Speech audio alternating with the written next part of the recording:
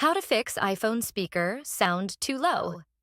If your iPhone's speaker sound is too low, whether it's the ear speaker or the bottom speakers, here's a quick guide to help you fix it.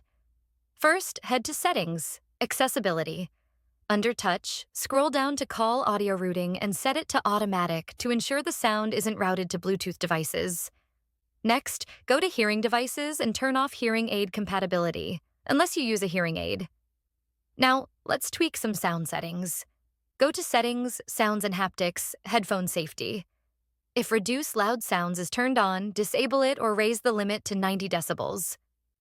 This will prevent your phone from capping the sound unnecessarily. After that, adjust your physical volume settings. Flip the ringer switch on the side of your phone towards you to enable ringer mode, and use the volume buttons to max out the ringer. Then swipe down from the top right corner and ensure the media volume is all the way up. Next, check for obstructions in your speakers. Remove your phone case and screen protector, and use a toothpick or soft brush to gently clean any debris from the bottom speakers and the ear speaker at the top. Be careful not to damage the components.